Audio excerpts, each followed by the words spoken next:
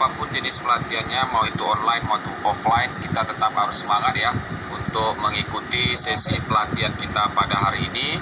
Nah, tadi sudah disampaikan oleh Pak Haji ya, bahwa untuk modul kita yang pertama, kita akan masuk kepada judulnya adalah menerapkan sistem manajemen keselamatan kesehatan kerja untuk operator alat berat. Nah, seperti yang kawan-kawan ketahui bahwa di area-area pertambangan kita mengenal ada yang namanya keselamatan pertambangan. Dibagi atas dua, yaitu keselamatan kesehatan kerja dan juga keselamatan operasional.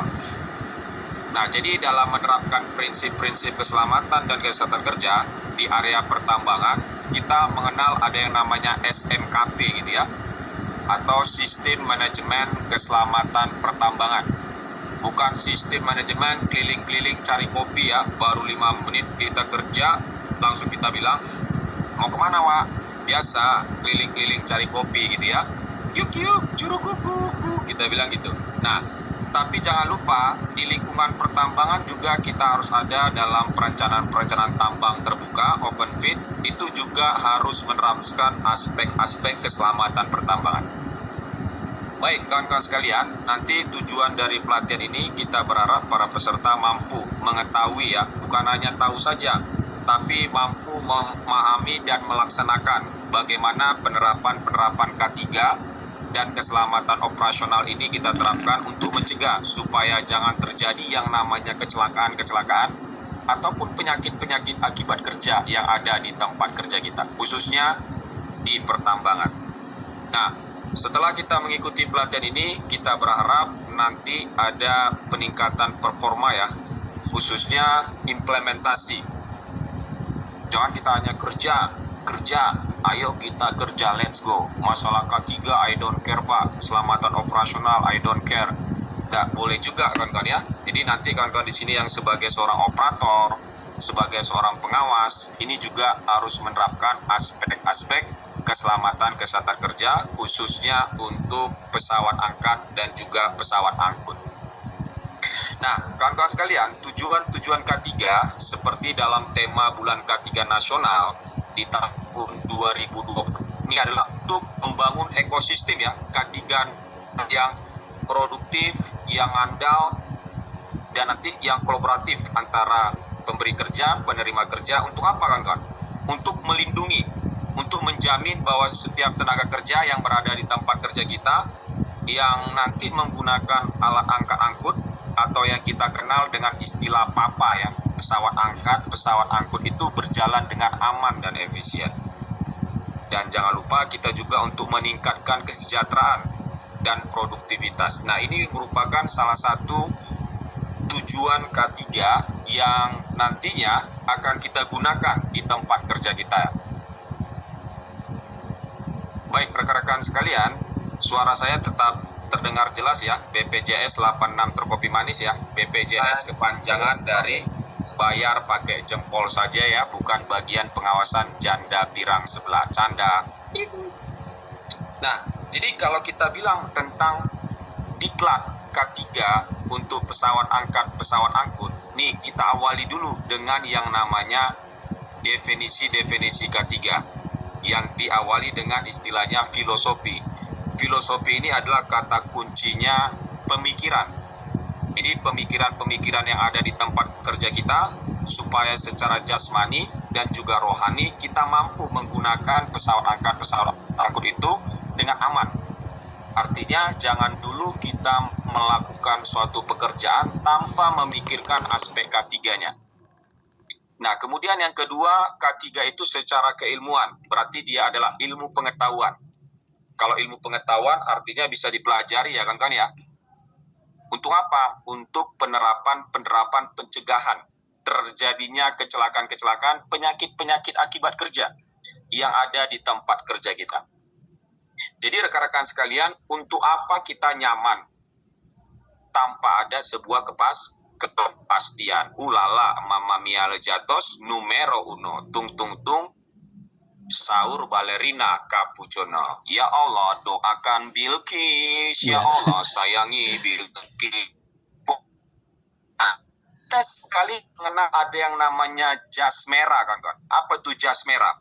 Jas merah itu adalah jangan sekali-kali kita melupakan sejarah. Itu kata presiden kita yang pertama ya. Nah, di sini kita akan mengetahui apa sih dasar-dasar hukum yang yang kita ketahui terkait mengenai aspek-aspek K3.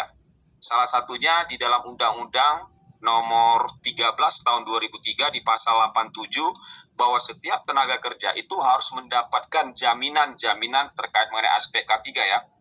Dan di dalam Undang-Undang nomor 1 tahun 1970 tentang aspek keselamatan kerja.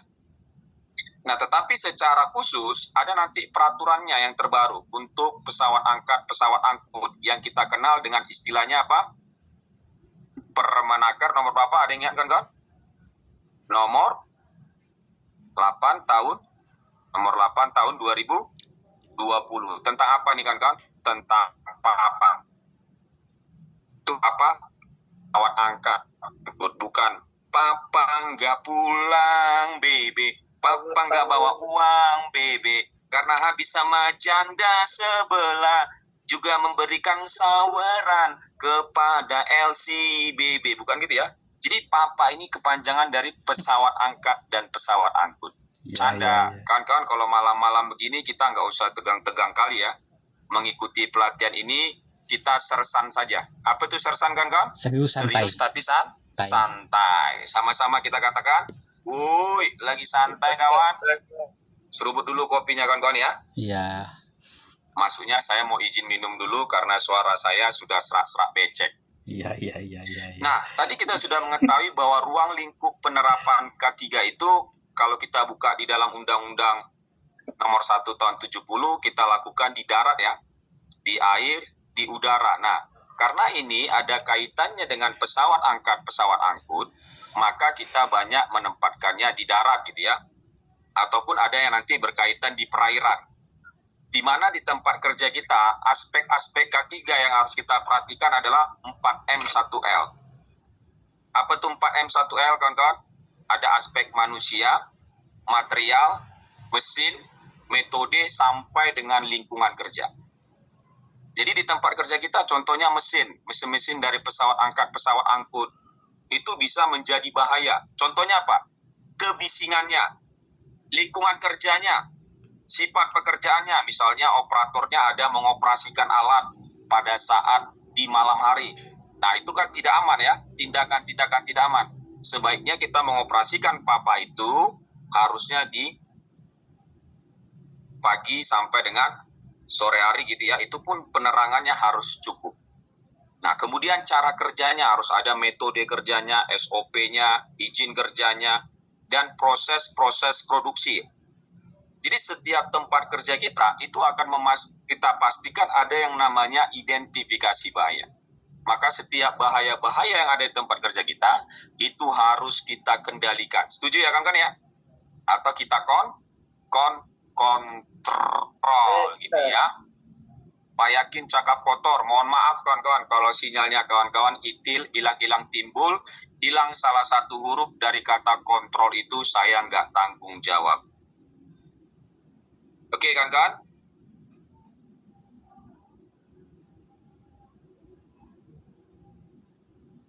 Nah, kemudian untuk di dalam pasal 3, syarat-syarat K3. Syarat-syarat K3 ini yang pertama adalah untuk mencegah, mengurangi terjadinya kecelakaan. Nggak ada di antara kawan-kawan di sini yang pingin kerja tapi mengalami kecelakaan ya. Mengurangi terjadinya kebakaran. Nggak ada juga dari antara kita saat ini yang nanti akan pesawat angkat dan pesawat angkutnya mengalami yang namanya kebakaran pada alatnya. Itu pernah terjadi di dump truck 7205 tahun 2019. Di salah satu pemegang izin usaha pertambangan. Kemudian mencegah terjadinya ledakan-ledakan. Kemudian memberi kesempatan untuk menyelamatkan diri saat terjadi kebakaran. Memberi pertolongan pertama pada saat terjadinya kecelakaan. Memberi alat-alat pelindung diri pada para pekerja. Jangan nanti operator kita suruh, Pak, Bapak beli helmnya, sepatu safety, nanti kita opnam ya, atau kita rembes nanti, oh Pak kalau nanti perusahaan yang membeli kenapa? Nanti potong gaji Bapak, mana lebih bagus, Bapak yang beli atau perusahaan? Nah, nggak boleh gitu ya kan ya. Karena APD yang ada di tempat kerja kita, itu sebaiknya diberikan secara gratis, tis, tanpa dipungut biaya, Bapak.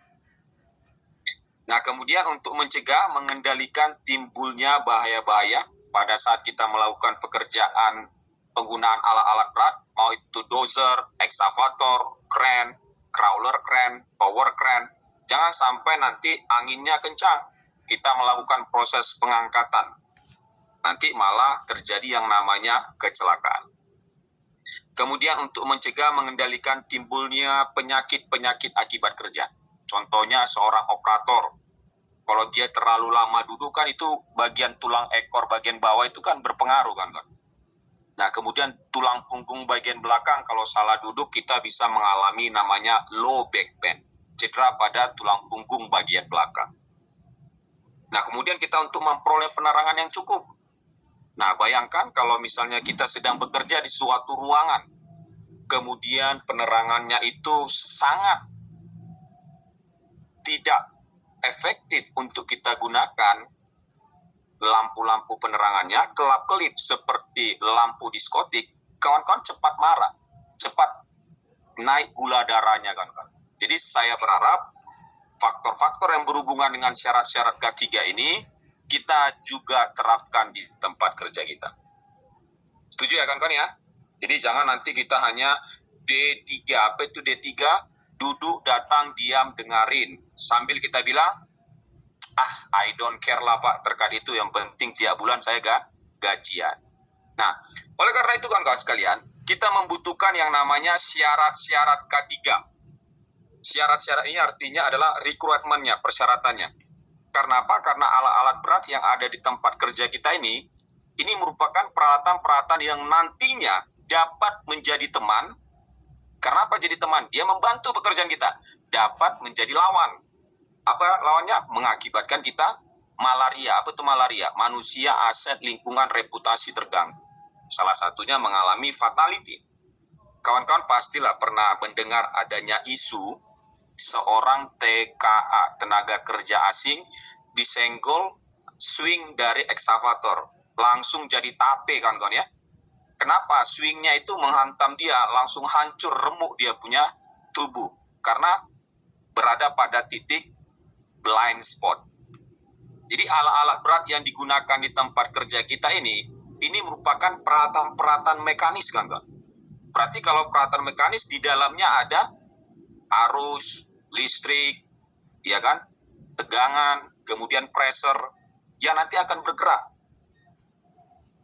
Dan ini nanti kita gunakan untuk melakukan pelaksanaan khususnya di area konstruksi, di pertambangan, ataupun di industri-industri lainnya. Maka kita berharap dengan adanya keselamatan operasional, sarana, prasarana, instalasi peralatan yang ada di pertambangan, ini aspek-aspek K3-nya harus diperhatikan. Nah, kawan-kawan, jadi keselamatan dan kesehatan kerja ini adalah salah satu pendekatan ilmiah ya, yang nanti kita akan mengidentifikasi apa saja bahaya-bahaya, apa saja potensi-potensi resiko yang muncul pada saat kawan-kawan mengoperasikan alat-alat beratnya, pesawat angkat dan pesawat angkut. Nah, zaman sekarang kan sudah 2026 ya, semakin bergantinya tahun, orang melakukan pekerjaan itu, kalau misalnya tidak profesional, tidak mengutamakan terkait mengenai K3, maka nyawa taruhannya kawan-kawan ya, bukan hanya rugi pada korban, tapi rugi pada citra dan nama baik perusahaannya. Contohnya adalah di Sulawesi. Sulawesi mana? Sulawesi Tengah ya, nggak usah disebutkan nama perusahaannya, kawan-kawan pasti sudah tahu itu. Apa perusahaannya, yang hampir setiap tahun nggak pernah absen. Kemarin kena demo lagi kemarin tuh ya, di awal tahun, benar kan? Nah, jadi nggak usah disebutkan nama perusahaannya. Jadi kita untuk mencegah supaya jangan seperti itu terjadi, maka aspek-aspek apa yang kita harus perhatikan untuk pengoperasian dari alat-alat berat kita? Nah, kita mempunyai yang namanya SKKNI kan? SKKNI ini kepanjangan dari Standar Kompetensi Kerja Nasional Indonesia ya. dia punya 3 syarat untuk menjadikan seorang operator itu kompeten. Apa itu? SKA, skill, knowledge, attitude, sikap, pengetahuan, dan juga keterampilan. Nah, yang paling tinggi dari antara 3 itu adalah attitude, SKA, skill, knowledge, attitude, sikap kita. Nah, jadi selain itu, seorang operator juga harus mengetahui terkait mengenai aspek-aspek yang berhubungan dengan skill operatornya, prosedurnya, K3-nya, dan juga maintenance-nya. Karena apa? Karena alat-alat berat tadi kita sudah ada peralatan mekanik yang nantinya dapat menimbulkan kecelakaan kerja, bahkan penyakit akibat kerja kalau dia tidak kita kontrol, tidak kita kendalikan. Itulah kenapa ada pertanyaan apa beda antara anak zaman dulu sama anak zaman sekarang kalau mau pergi sekolah. Kalau anak zaman dahulu, Pak Mak, saya mau pergi sekolah, rajin-rajin nak, kamu belajar. Kalau anak zaman sekarang, jangan lupa ya Pak Mak, jangan lupa apa, di like and subscribe. Ujung-ujungnya adalah konten anak zaman sekarang. Seperti konten apa yang tadi saya nyanyikan kawan-kawan? Ya Allah, doakan Bilqis. Ya Allah, sayangi Bilqis. Jadi kayak penari ular jadinya ya. Nah, jadi kawan-kawan, ini adalah foto-foto kejadian-kejadian kecelakaan yang berhubungan dengan alat-alat berat ya. Nah, ini kan bukan hanya kerugian dari aspek alatnya saja, tapi juga aspek manusianya, aspek citra dan nama baik perusahaan yang ada di perusahaan kita. Nanti dikumandangkan istilah apa kan di perusahaan kita? No viral, no justice. Oh, ini perusahaan ini orangnya nggak peduli nih terkait mengenai K3, kena viral. Karena kita kan. Nah, oleh karena itu kita juga harus mengetahui faktor-faktor apa yang mengakibatkan terjadinya kecelakaan. Nah, ini ada kesalahan manusia, human error, dan kesalahan-kesalahan teknis dalam penggunaan pesawat angkat, pesawat angkut tersebut. Tetapi untuk membuktikan bahwa faktor-faktor ini berkontribusi terhadap kecelakaan, coba kita putarkan dulu 1-2 video kawan-kawan ya. Di mana video-video ini terkait mengenai beberapa kecelakaan-kecelakaan yang sering sekali terjadi di area kecelakaan itu sampai berulang. Ini berulang ya. Terjadinya kecelakaan itu bahkan kejadiannya itu terjadi pada perusahaan yang sama. Nah, silakan kita buka sesi diskusi ya 1-2 orang untuk menyampaikan menurut rekan-rekan apa yang menjadi penyebab utamanya itu? Kenapa kecelakaan-kecelakaan itu seringkali berulang, kawan-kawan? Ya, silakan. Pak Haji yang ada raise hand, tolong dibuka suaranya. Silakan, kawan-kawan. Ya, baik, silakan. Ya, silakan Bapak Ibu bisa langsung ya silakan Pak Kadirun ya. Raise hand, silakan. Jika ada pendapat bisa langsung aktifkan. Baik, Assalamualaikum warahmatullahi wabarakatuh.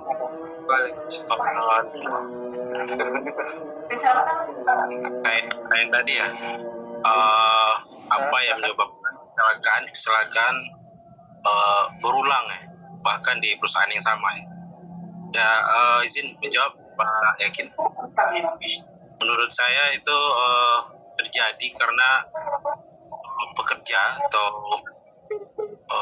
yang melakukan pekerjaan itu tidak mengikuti SOP yang berlaku terkait pekerjaan yang dilakukan. Mungkin itu Pak Ekin. Oke, terima kasih Bapak Kadirun yang sudah memberikan jawabannya ya terkait mengenai tidak adanya SOP-nya. Berarti Pak Kadirun ini kodamnya adalah kodam kelinci ya. Kenapa? Karena dia langsung berpikiran ke depan, lompat langsung jawab kan. Berarti kita kasih aplaus dulu kepada Pak Kadirun ya. Oke, yang lain ditahan dulu jawabannya ya. Nanti kita akan buka sesi selanjutnya, sehingga kawan-kawan nanti bisa menyampaikan aspirasinya juga.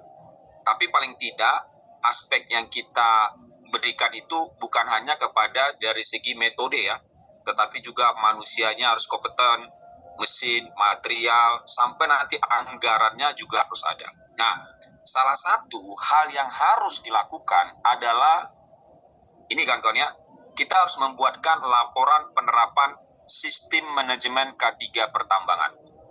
Nah, nanti misalnya dibuat di sini tanggalnya tanggal sekarang gitu ya, tanggal 23 Januari 2026. Nah, ini harus kita laporkan. Apa nama proyek kita? Misalnya jasa pembangunan jalan tambang. Perusahaannya misalkan PT ABC gitu ya. Lokasinya di Kalimantan Timur. Misalnya kita skemanya sebagai operator dozer. Nah, apa yang nanti menjadi tanggung jawab kita sebagai seorang pengawas yang bergerak di bidang PAPA, pesawat angkat, pesawat angkut? Pertama, kita harus melaporkan ada nggak elemen kebijakan K3 di sana. Kita harus menyampaikan. Nah, penerapannya di pertambangan seperti apa? Misalnya menerapkan K3 pertambangan. Kita tambahin lagi di sini. Apalagi penerapan kebijakan itu selain ini. Nah, kita minimal buatkan ini 3 dari hasil buah pemikiran kita. Khususnya kawan-kawan yang dari mengambil ini ya, sertifikasinya ya. Nah, ini nanti adalah portofolionya yang pertama. Nah, bagaimana penerapannya? Kita harus menerbitkan SK kebijakan K3-nya yang ada di area tambang. Lalu kita tambah lagi. Nah, nanti jangan lupa kita harus membuatkan bukti-bukti supaya nanti pada saat audit itu benar, nyata, dan bukan hanya sebagai apa saja kan di atas lembar kertas saja, tidak ada komitmen nantinya. Jadi dengan adanya foto-foto dokumentasi berarti implementasinya jelas. Bukan command commit ya, kalau command commit namanya badukut. Nah, apalagi yang kita butuhkan untuk mencegah supaya jangan terjadi namanya kecelakaan? Ya, salah satunya kita buat perencanaan K3-nya atau HSE plan yang ada di pertambangan. Contohnya kita membuatkan IBPR-nya. Identifikasi bahaya, penilaian pengendalian risiko yang ada di tambang. Nah, selain dari IBPR ada lagi nggak yang kita buatkan? Ada, Pak. Contohnya apa? Kita melakukan P2H unit, P5M. Silakan. Nah, kemudian nanti dibuatkan di sini. Nah, apalagi elemen dari SMK 3. Nah, ada lagi elemen dari SMK 3. Kita turun ya, implementasi. Implementasinya gimana? Misalnya tadi kita sudah katakan, tujuannya selalu menyediakan yang namanya sarana prasarana. Menyediakan izin-izin kerja.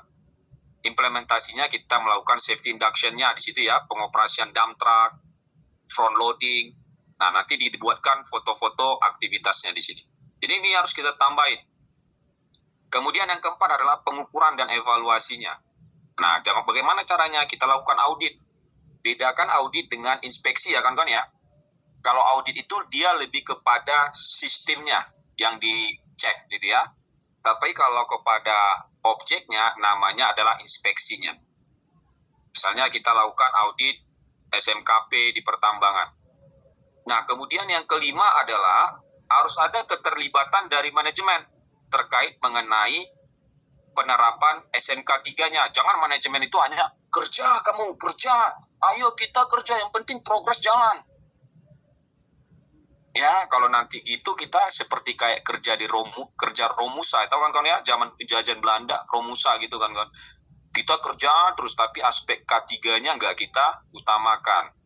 Keselamatan pertambangannya, keselamatan operasionalnya kita nomor sekian kan gitu. Maka manajemen kita harus mengevaluasi. Contohnya dari Kepala Teknik Tambang, penanggung jawab teknik lingkungan, sampai ke PJO kita, penanggung jawab operasional juga harus terlibat. Dengan ada rapat-rapat tinjauan manajemen. Nah, nanti ini harus dibuat seorang yang mengikuti sertifikasi ya, dibuat nama pesertanya di sini. Nah, inilah contoh bentuk implementasi dalam laporan penerapan SMK 3 di pertambangannya. Nanti kita bisa tambahin lagi. Gitu ya kan ya. Nah, kemudian aspek apa lagi Pak yang kami harus ketahui terkait hal di bidang diklat PAPA ini berdasarkan SKK ini? Yang kedua, kita harus melaksanakan komunikasi timbal balik. Ya, seorang operator alat berat. Nah, tetapi sebelum saya berbicara terkait mengenai komunikasi, coba kawan-kawan perhatikan video yang kedua ini ya. Kira-kira nih, apa yang kawan-kawan dengar yang kurang tepat dari penyampaian komunikasi si pengawas operasional ini pada saat dia menyampaikan isu-isu yang berhubungan dengan keselamatan operasional dan juga keselamatan pertambangannya. Nanti kawan-kawan dengar, ini Pak kurang tepat nih. Nah, harusnya seperti apa yang tepatnya gitu ya. Baik, saya akan putarkan 1 buah video. Lalu rekan-rekan nanti perhatikan videonya terkait mengenai pesan-pesan keselamatannya dulu ya, untuk komunikasi sebelum melakukan pekerjaan. Coba kita lihat dulu kan. 3, 2, 1.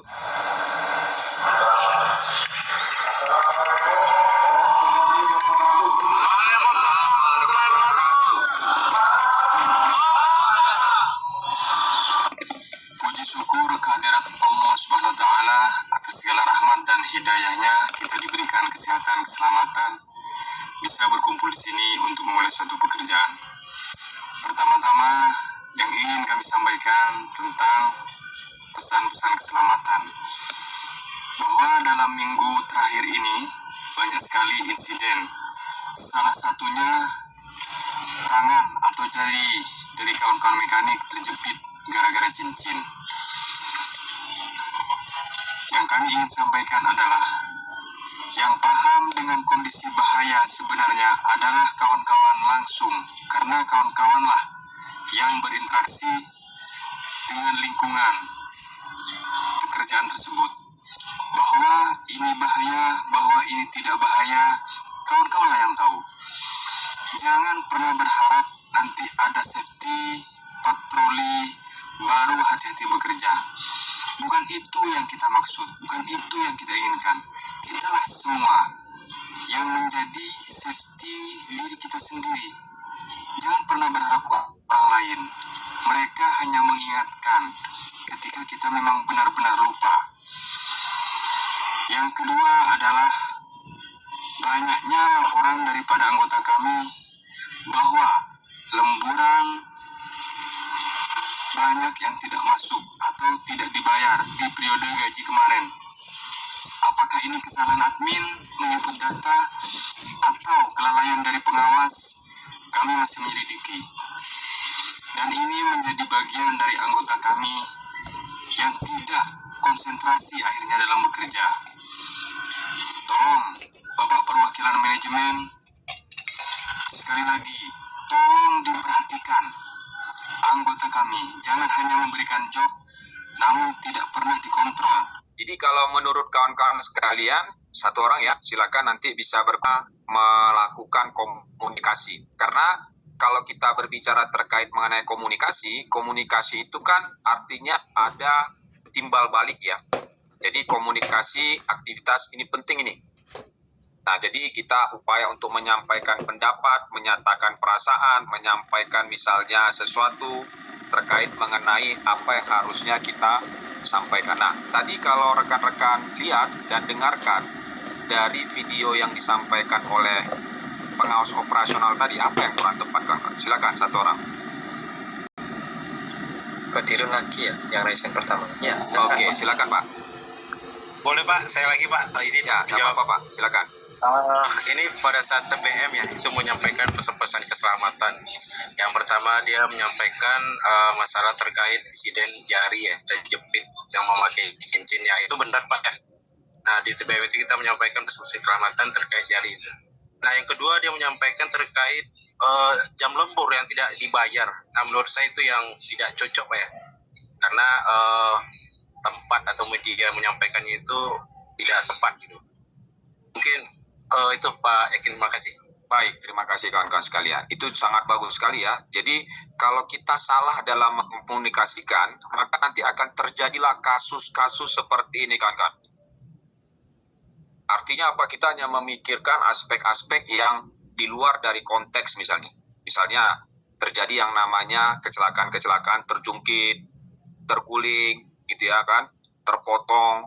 Kalau salah kita mengkomunikasikan, terprosok, roboh, tertimpa, ada sentuhan listrik, terlempar, terbentur. Nah, ini merupakan jenis-jenis kecelakaan yang seringkali terjadi pada kegiatan-kegiatan pesawat angkat dan pesawat angkut. Nah, jadi kawan-kawan sekalian, kejadian-kejadian seperti ini bukan hanya saja merugikan kepada perusahaan, tapi orang yang kita sayangi. Istri dan juga orang tua kita, apalagi seorang ibu ya, kehilangan anaknya gitu. Nah, jadi hati-hati dalam berkomunikasi itu, sebaiknya komunikasi kita itu adalah komunikasi yang sesuai dengan topik yang kita sampaikan. Jadi kalau kita berbicara tentang topik kecelakaan pesawat angkut, jangan kita bicarakan tentang gaji, nanti repot jadinya. Nah, jadi kawan-kawan sekalian, untuk aspek-aspek jenis kecelakaan ini banyak sekali kalau kita buka rekam-rekam jejaknya ya. Ada kejadian-kejadian kren, eksiden ini terjadi di Sudirman Palace Building waktu melakukan kegiatan under construction. Nah, ini kejadiannya tahun 2007. Bagaimana kalau kita lihat ini, kan aset-asetnya dan juga kendaraan-kendaraan orang yang melintas di area proyek tersebut juga mengalami yang namanya kerusakan. Nah, kemudian ini juga kalau kita lihat dari tampak depan ya. Nah, kalau sudah seperti ini kan kena viralkan kita. Kenapa kena viralkan? Karena ini menjadi suatu tontonan. Dan nanti bahasa-bahasa netizen di media sosial kan itu sangat panas kalau kita baca gitu ya. Seperti yang lagi viral saat ini. Apa itu kawan-kawan yang lagi viral?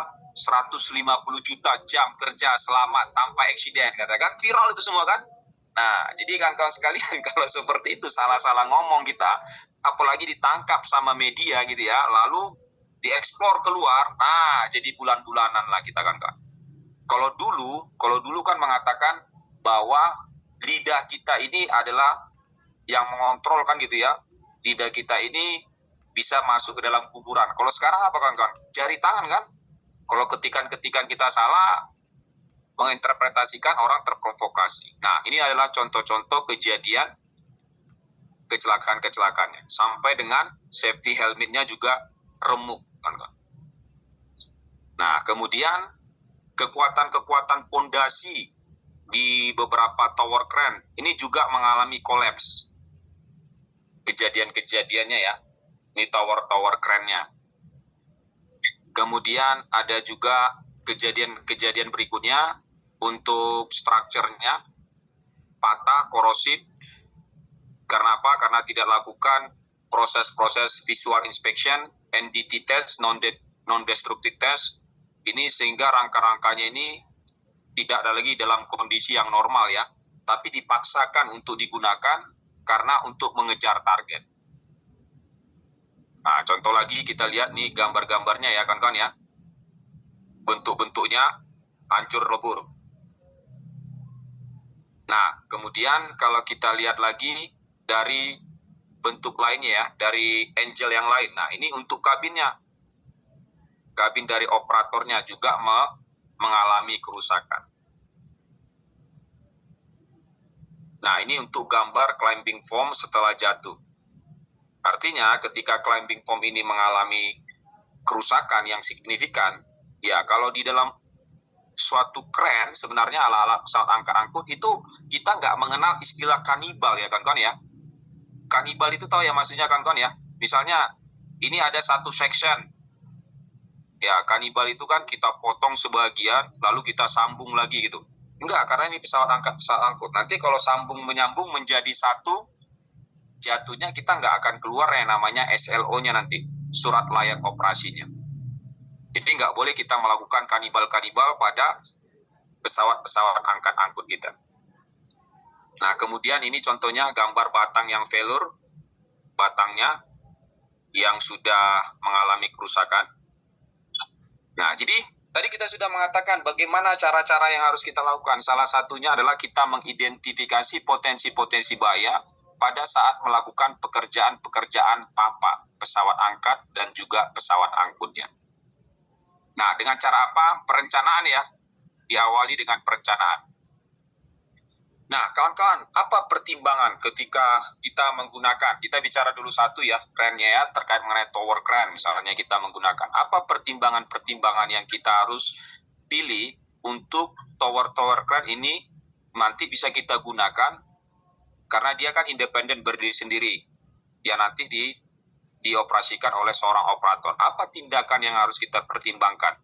Yang pertama, areanya ya, areanya harus cukup untuk swing dari tower crane-nya. Tinggi bangunannya, kan antara tower crane satu dengan tower crane yang di sebelahnya kan tidak boleh sama-sama tingginya. Nanti kalau sama-sama tingginya, beradu lah mereka gitu ya.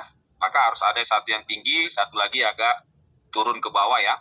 Nah, kemudian kecepatan angkatnya. Jadi kecepatan angkat ini jangan seperti kita kayak mengambil air dari sumur gitu kan, timba gitu dengan kecepatan tinggi, nggak bisa ya. Nah, ini juga menjadi pertimbangan. Kemudian beban kritisnya, karena semakin kita mengangkat bagian ujung ini, maka semakin kekuatannya kan makin lemah ya. Contohnya kawan-kawan, kalau misalnya kawan-kawan mengangkat gelas ini, coba kawan-kawan mengangkat gelasnya dengan posisi yang lurus gitu kan. Coba dibandingkan dengan posisinya yang bengkok gitu, ataupun ada sudutnya. Nah, jadi sudutnya itu lebih kuat ya kawan-kawan ya. Nah, kemudian tipe pondasi penggeraknya di bagian bawah ini. Nah, kadang-kadang kan kita pondasinya ini asal main cor-cor aja, tanpa dilakukan pemasangan misalkan tiang pancangnya gitu ya, untuk sebagai penahan pondasi dari tower crane. Kondisi tanah yang labil, bahaya-bahaya tidak diperhitungkan, tipe-tipe jeepnya juga tidak diperhatikan, pemasangan erectionnya tidak dilakukan oleh orang-orang yang kompeten di bidangnya. Yang penting terpasang bisa beroperasi, habis itu lantak terus kan gitu ya. Masalah itu nanti terjadi kecelakaan atau tidak urusan nomor 2, yang penting progres kerja bisa maksimal. Nah, kemudian ini pembongkaran, dismantle, ini juga menjadi salah satu pertimbangan yang sering kita lakukan. Nah, jadi kawan-kawan sekalian, ini merupakan pemilihan dari salah satu tower crane ya, yang bisa kita gunakan.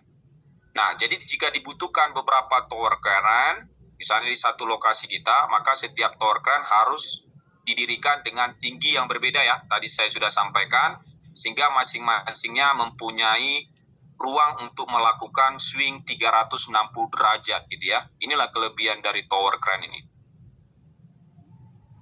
360 derajat dia bisa putar ya, tapi jangan sampai nanti membentur tower crane yang lainnya. Nah, kemudian ini adalah bagian dari tower crane yang bisa kita lihat mulai dari pondasinya. Ini juga harus dilakukan inspeksi ya, para pengawas, kemudian base sectionnya, climbing mast-nya, kemudian mast section, dan inilah swing gear-nya yang bisa kita juga fungsikan sebagai alat untuk pengaman dalam tower crane. Kemudian counter jeep ya, kemudian counterweight. Nah, kalau counterweight ini kan pemberatnya ya, kalau kita buka di pekerjaan pembersihan land clearing, kita menggunakan ekskavator gitu kan. Anggaplah PC-nya PC 200, kan di belakang bodinya itu kan ada pemberatnya. Di situ kan ada counterweight-nya ya. Kemudian di sini ada pendannya, dan di sini juga ada terkait mengenai top head dan kabinnya si operatornya. Ini ada pedannya. Nah, pedannya ini juga harus diperhatikan ya kawan-kawan ya. Jangan sampai nanti pedannya ini mengalami yang namanya putus salah satu wire-nya. Wire-nya itu kawatnya gitu ya. Kemudian blok dan hook-nya. Nah, kemudian di sini juga harus ada anti-to block-nya ya. Jangan sampai nanti ketika diangkat, hook-nya ini membanting ke belakang karena tidak ada anti-to block-nya. Kalau bahasa kerennya kita bilang stoppernya gitu ya. Nah, kemudian ada trolinya di sini. Nah, itu juga diatur juga dengan front jeepnya ya. Nah, ini adalah bagian-bagian dari tower crane yang bisa nanti kita implementasikan ketika kita mendapatkan sertifikasi di bidang PAPA ya, pesawat angkat, pesawat angkut. Nah, kemudian kita juga harus memperhatikan yang namanya SID. SID itulah safety design-nya. Jangan nanti kita mendesain bahwa tower crane ataupun pesawat angkat, pesawat angkut kita untuk mengangkat beban yang 30 ton, lalu kita angkat yang 50 ton. Bisa-bisa nanti patah ya satu sectionnya. Kemudian ada penilaian pengesahan gambar, rencana-rencana konstruksi. Salah satunya kita buat LNR, ini ya, lifting and rigging plan-nya ya. L dan R gitu. Lifting rigging plan. Ya, lifting rigging plan-nya. Nah, ini harus dilengkapi dengan dokumen-dokumen sebagai tertib administrasi kan, Pak.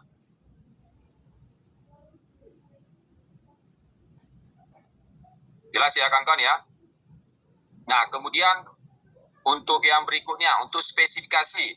peralatan konstruksinya yang nanti akan kita gunakan, ya harus kita ketahui dulu berat totalnya, berat saat operasinya, kapasitas papanya, pesawat angkutnya, jangkauannya, radiusnya. Ini sudah umum lah ya. Kalau kita bilang sudah sebagai hal yang paling fundamental yang kita ketahui lah. Nah, tetapi yang stabilitas ini juga harus kita ketahui untuk tipping load-nya, ukurannya, kemudian gradability-nya, ketahanannya terhadap daya dukung tanahnya atau ground pressure-nya. Beda loh kawan-kawan, kita meletakkan sesuatu material yang berat di tanah kuning ya, yang basah dengan di cor-coran, kan beda ya.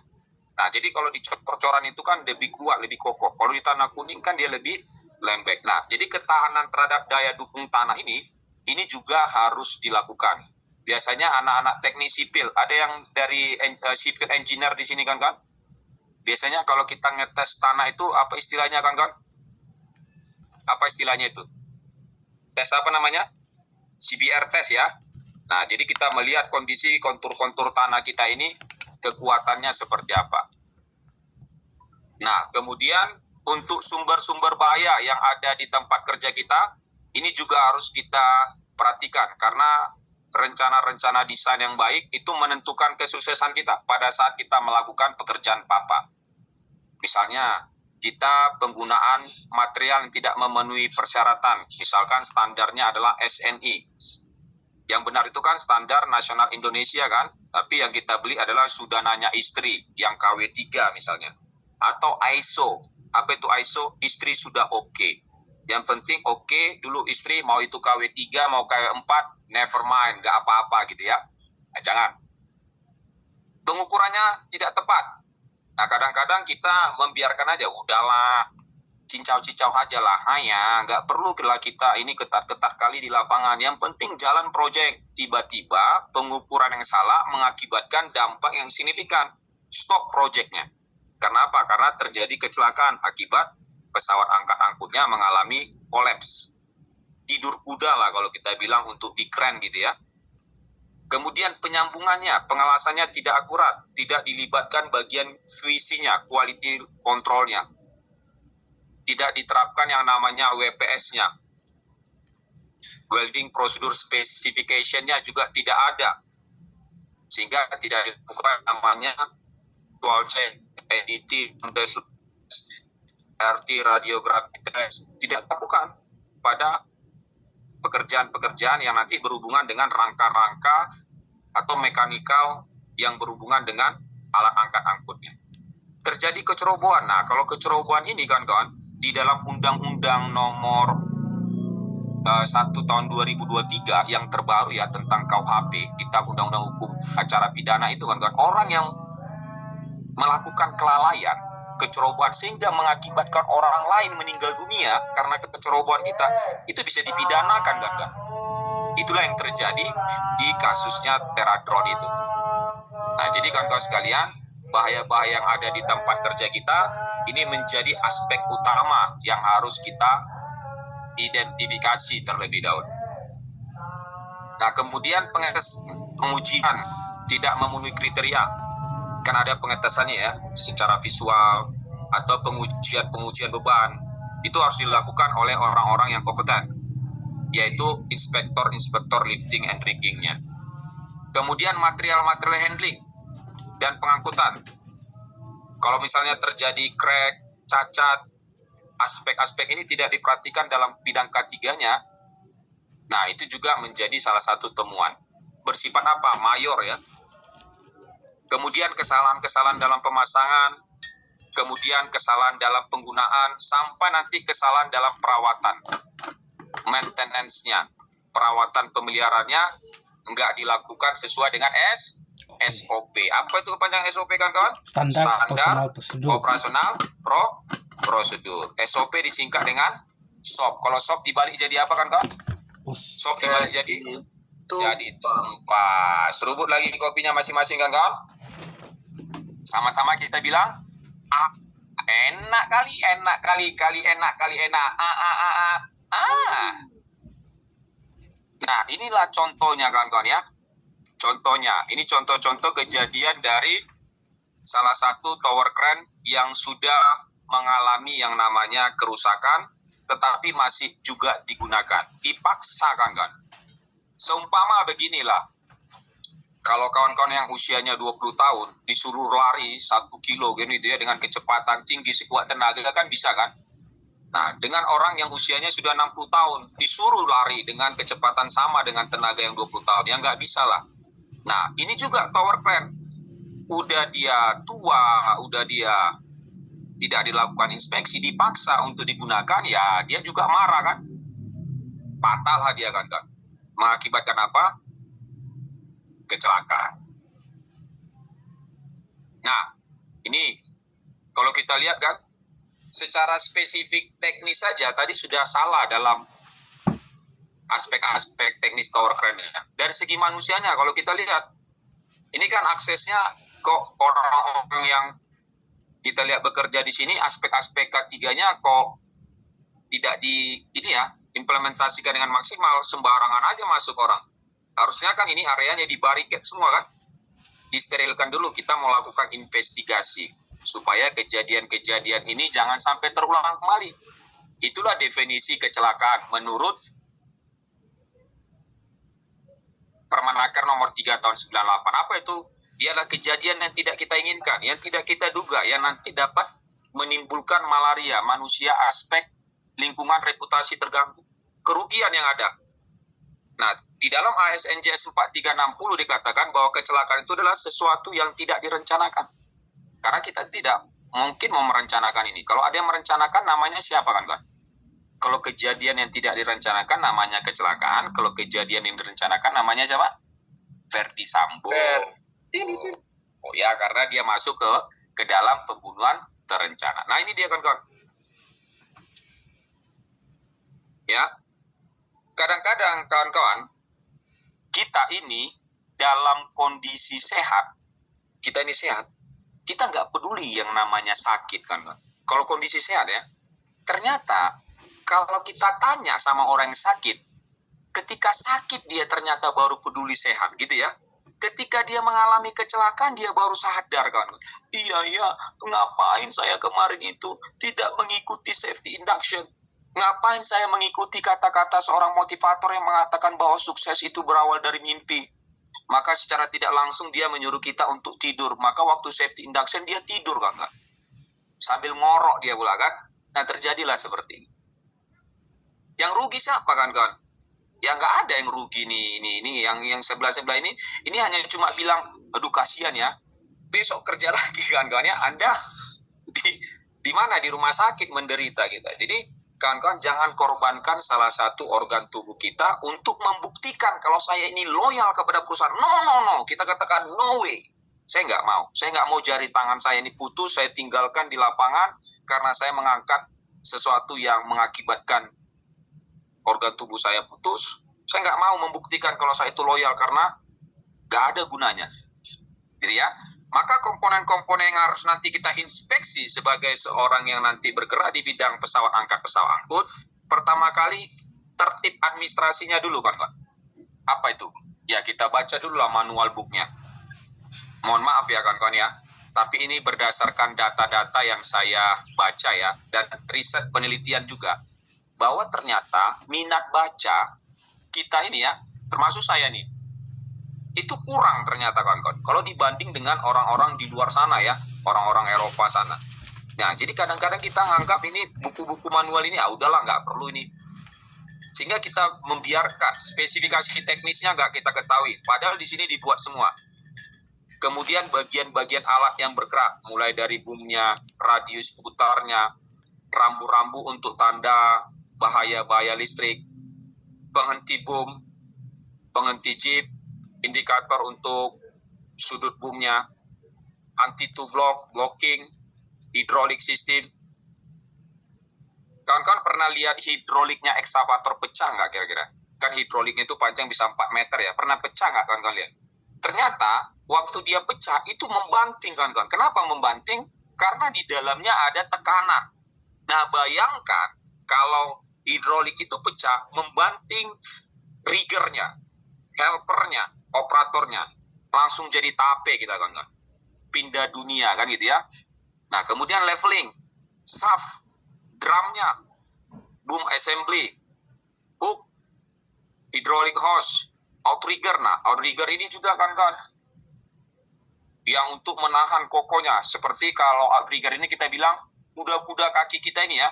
Kalau kuda-kuda kita lemah, ya sudahlah, kita bakalan gampang terjatuh gitu ya.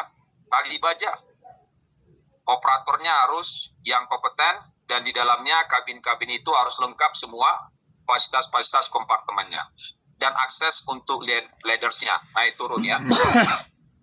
Jadi komponen-komponen inspeksi kren ini harus menjadi perhatian kita juga, supaya nanti kita jangan mengalami yang namanya kecelakaan.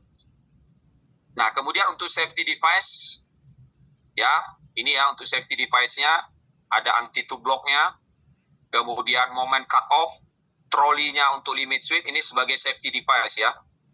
Nah kemudian trolley speed reduce cut out, kemudian slewing gear. Nah ini merupakan bagian dari safety device untuk tower crane. Jadi jangan sampai nanti safety device ini kita lakukan pembiaran kawan. Oke ya. Nah kemudian untuk traveling fixed base. Nah jadi kawan-kawan sekalian, kalau kita lihat dari gambar ini, traveling blade base ini banyak sekali kita fungsikan ya sesuai dengan kebutuhan. Jadi traveling ini dia bisa bergerak ya. Kalau ini yang untuk fixed base berarti dia sudah tertanam. Nah ini adalah contoh-contoh untuk center ballastnya, dan ini adalah base untuk crane towernya. Jadi inilah fixed angle-nya. Ketika kita menanam ini di tanah untuk pondasinya, dia sudah menjadi fixed angle-nya, sudah menjadi base-nya itu sudah fix ya, sudah kuat kokoh. Dan kita harus lakukan juga untuk penahanan ini supaya kren kita jangan sampai kolaps. Nah, kemudian untuk perlengkapan K3 tower crane-nya, moment limiter, maksimum load limiternya, ini juga menjadi perhatian ya.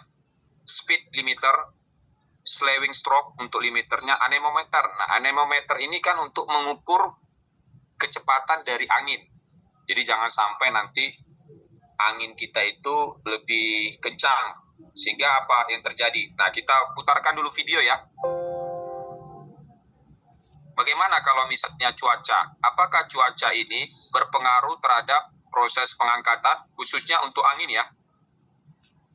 Coba kita lihat dulu satu video kren yang mengalami gangguan pada saat ada bahaya dari angin ini. 3, 2, 1. Coba kita. Ya, takut. Ya, itu takut. Oh. Ayo, masih dalam kabinnya. Ayo lari. Keluar. Tak puas.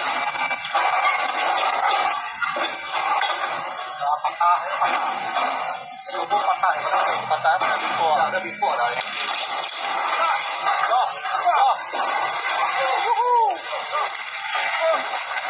Nah, patah kan, kolaps.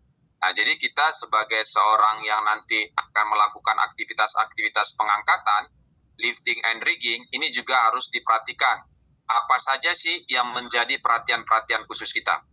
Nah, ini kita akan buka dulu terkait mengenai salah satu contoh portofolio yang nantinya akan kita gunakan sebagai bagian dari pelaksanaan laporan komunikasi ya. Ini nanti diisi ya. Ini laporan untuk pelaksanaan komunikasi operator alat berat di pertambangan. Lokasinya di mana, tanggalnya, perusahaannya apa, nama proyeknya apa nama kegiatannya, misalnya pengangkatan di area tambang atau di pit operation, tanggalnya, tanggal berapa, pengawas operasionalnya nama siapa operatornya gitu ya. Nah ini harus dijelaskan ini, karena masing-masing operator kan beda nih. Nah apa tujuan kita melakukan komunikasi? Untuk instruksi kah? Untuk penyampaian potensi bahaya, SOP-nya, nah, ini harus diisi ya. Khususnya yang ngambil sertifikasi. Nah, kemudian bentuk-bentuk pelaksanaan komunikasi yang kita lakukan apa? Misalnya kita ada safety morning, briefing, metodenya apa? Apa outputnya? Itu harus disampaikan juga. Ya, operator memahami terkait mengenai rencana kerja dan juga bahayanya. Nah, kemudian apa saja radio-radio communication yang kita butuhkan? Misalnya channel HT khusus. Ya, ini juga harus ada koordinasi, kita tambahin, kita isi lagi di sini apa contoh-contoh communication yang kita lakukan. Kemudian ada yang namanya untuk pre-startup check. Nah, kita harus menjelaskan bagaimana aktivitas implementasi di lapangan. Misalnya pada tanggal sekian saya melakukan sebagai operator ya, sebagai operator alat berat, saya melakukan komunikasi karena menemukan kondisi cuaca di area rencana pemuatan overburden gitu misalnya. Nah, ini harus disampaikan dan juga komunikasi. Itu ya kawan-kawan ya. Nah, jadi rekan-rekan sekalian, jadi aspek-aspek komunikasi ini sangat penting, khususnya untuk mencegah salah dalam proses untuk perakitan, pemasangan, dan juga peredarannya. Nah, jadi kawan-kawan sekalian, untuk pemeriksaan dan pengujian, ini harus dilakukan persiapan oleh pemilik ya, oleh pemakainya, menyediakan dokumen-dokumen teknisnya, penyiapan untuk pesawat-pesawat instalasinya, peralatan-peralatan untuk tenaga kerjanya, rambu-rambu juga harus disediakan, sarana-sarana yang dibutuhkan, salah satunya terkait mengenai alat pemadam api ringan harus tersedia. Kemudian untuk pemeriksaan ini meliputi terkait mengenai konstruksinya, bagian-bagian yang harus dicek mulai dari safety device-nya, fungsi-fungsi operasional pesawat angkat-angkut, dan hasil inspeksinya harus disampaikan. Nah, ini adalah salah satu contoh pemeriksaan dan pengujian yang harus dilakukan oleh para pemiliknya. Jangan sampai nanti tidak dilakukan. Repot ya kawan-kawan ya, main pakai aja gitu. Nah, kemudian ada pengujian. Nah, kalau kita buka dalam Permenaker nomor 8 tahun 2020, sedikitnya 1 tahun sekali. Pak Yakin, kami nggak mau 1 tahun sekali. Kenapa? Karena terlalu sedikit. Terus 2 kali dalam 1 tahun. Boleh kan Kak? Kenapa? Karena itu minimum requirement, persyaratan minimalnya. Yang nggak boleh itu nggak kita lakukan sama sekali. Atau kita lakukan sekali dalam 5 tahun. Nah, kemudian perpindahan tempat. Itu kalau misalnya alat kita itu pindah ya, khususnya untuk tower crane ya. Tapi kalau untuk mobile crane nggak mungkin lah, atau excavator dia pindah, kita lakukan pengujian, enggak ya. Untuk misalnya yang fix tadi, yaitu tower crane, ketika dia pindah harus dilakukan pengujiannya. Atau telah mengalami modifikasi, perbaikan. Apalagi kalau sampai ada banjir, ada gempa, bencana, maka ini namanya pengujian pesawat angkat-angkutnya. Nah, kawan-kawan sekalian, terkait mengenai sumber-sumber bahaya yang lain pada saat perakitan, itu adalah pengetesan dan pengujian. Kita seringkali melihat ada bahan kimia kan, penetran kan. Itu kadang-kadang para pekerja kita masih mau menghirup-hirup penetrannya itu kan. Jadi diperhatikan juga bahan-bahan kimianya, dan juga harus ada SDS-nya ya, safety data sheet-nya, lembar data bahan kimianya. Nanti di dalam pengujian ini yang tidak memenuhi kriteria pada saat dilakukan visual, NDT, atau pengujian bahan lainnya, maka perakitan tersebut belum dikategorikan aman.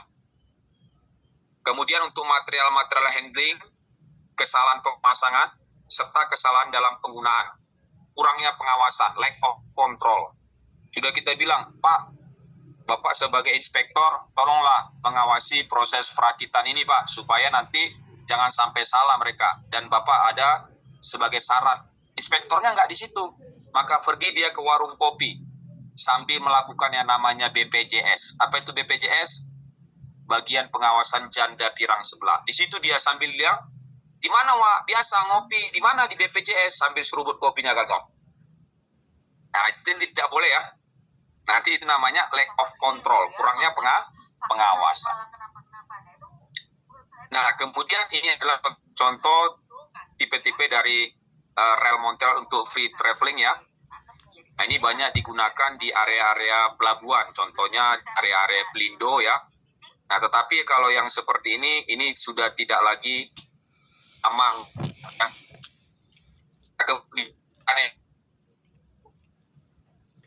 Mengukur ya seberapa tinggi untuk kecepatan angin pada saat proses pengangkatan. Nah, kemudian untuk dan inilah internal untuk tower crane ya. Jadi ini kalau kita lihat dari segi bentuknya ya. Jadi kalau bentuknya ini dia tidak ada model yang seperti ini ya. Bertiga. Nah, ini yang kita jadikan sebagai eksternal tower crane. Kalau internal tower crane seperti ini dia tidak ada bagian dari cap-nya ini, tidak ada di bagian atasnya ya, tapi dia di cap-nya bagian bawah. Nah, kemudian untuk strukturnya juga harus diperhatikan untuk climbing ini, untuk proses kita naikkan, khususnya untuk ladder-laddernya ya.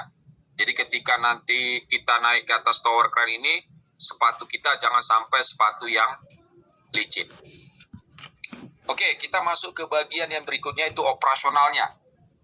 Jadi operasional ini untuk peralatan-peralatan tadi kita kenal dengan tower crane, aspek-aspek ketiganya yang perlu kita perhatikan adalah stabilitasnya. Ini terkait mengenai kondisi tanah, tadi kita sudah sampaikan, kondisi tracknya, tapaknya, counterbalance, panjangnya, kompetensi operatornya harus memiliki SIO ya. Apa itu SIO? Surat izin operatornya.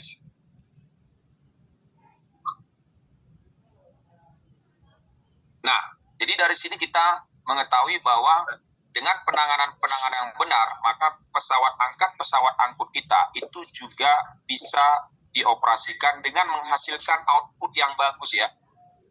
Maka banyak tipe-tipe dari tower crane yang bisa kita lihat di sini. Ada yang self erection crane, assisted erect tower crane, dan masih banyak lagi.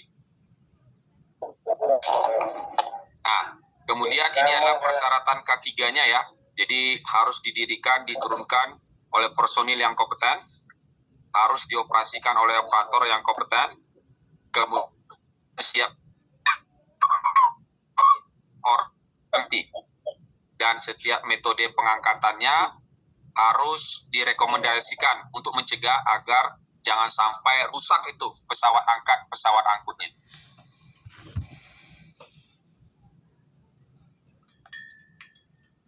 Nah, kemudian operatornya juga harus mampu melakukan inspeksi ya, tapi secara weekly, mingguan.